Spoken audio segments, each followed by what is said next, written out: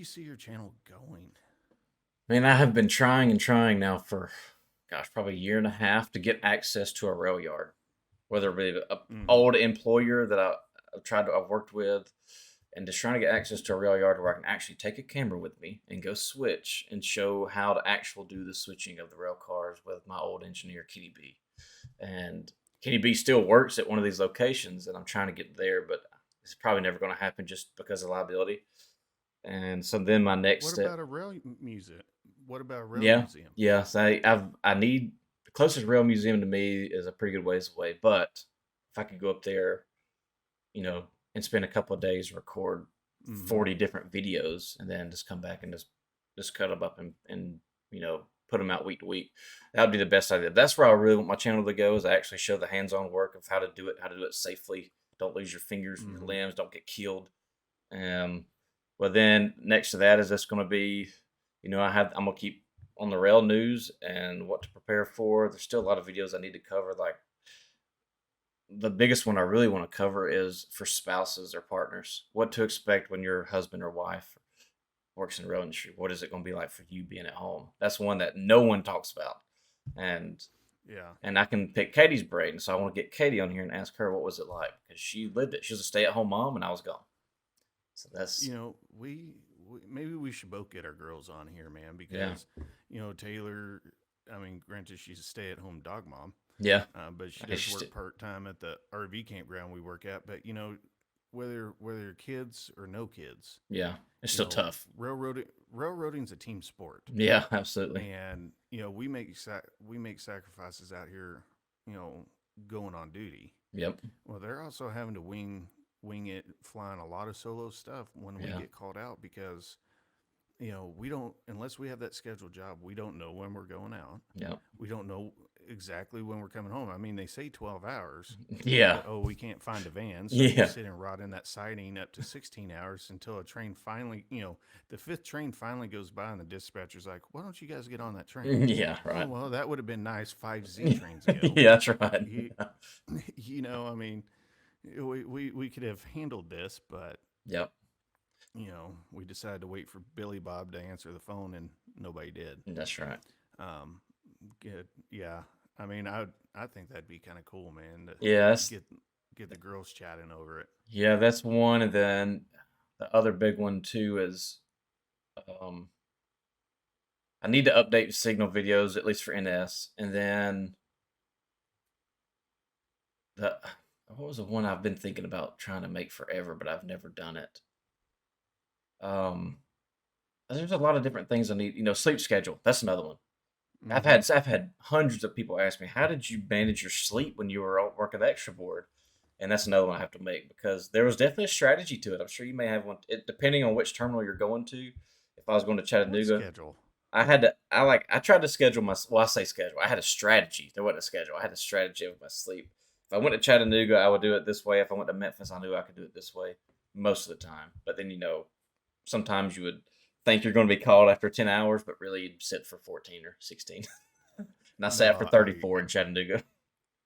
I gave up. I gave up on trying to have a sleep schedule, man. Yeah, true. It is tie up, lay down, wake up, and then hope Hope I'm you're. like first or second out. Yep. You know, Yeah.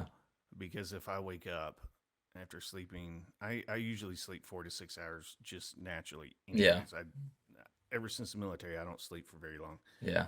And I wake up and I'm like, please let me be first out. Please let me be first out. And you look at the boards and you're like, damn, Yep. I'm I'm not even sixth. activated. I'm like 12th out. Yeah. Like this blows. Yep. And so Back you're to just sleep. hoping by the time you hit that 24-hour mark that somebody up there in the ivory tower is going to have mercy on you Yeah. Which and never just be happens. like, Yeah. So I started this channel really as a outlet for new conductors and of guys and girls coming into working in a Class 1 railroad, whether it be really NS or any Class 1 BNUP, but my knowledge comes from NS. And that was the whole purpose of the channel, was to let these guys and girls know what they're getting into, what to expect, what kind of lifestyle changes they're looking into, talk it over with their spouse and their family.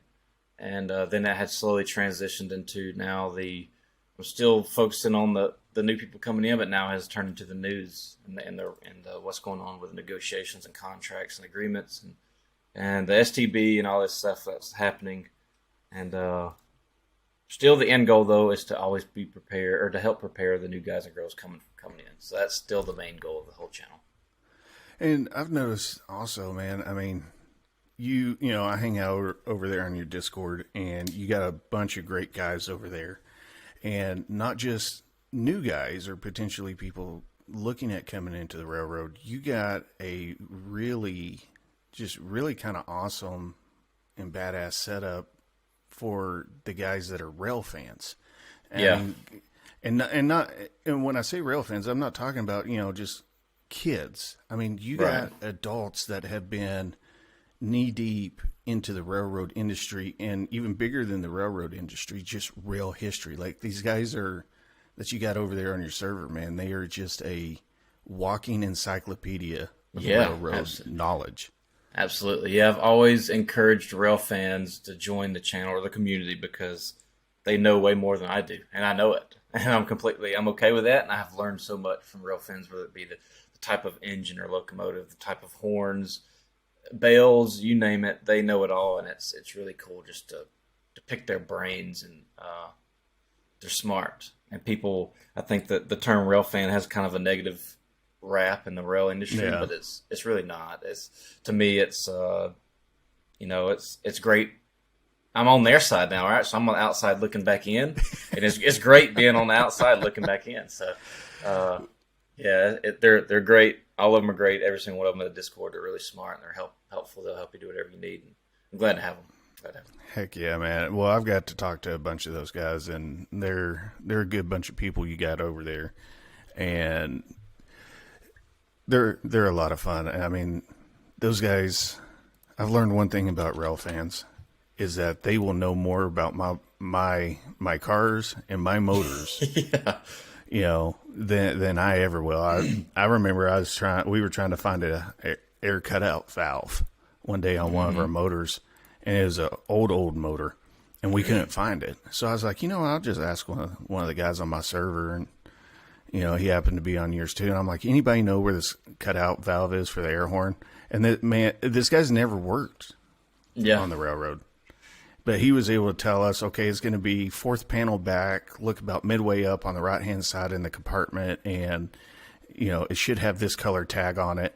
And sure as crap, it's right there on the right-hand side about waist high with a yellow tag on it that was buried behind some other, you know, air pipes and stuff. I'm like, I never would have found this. Yeah. I mean, I could have crawled over this engine all day long. So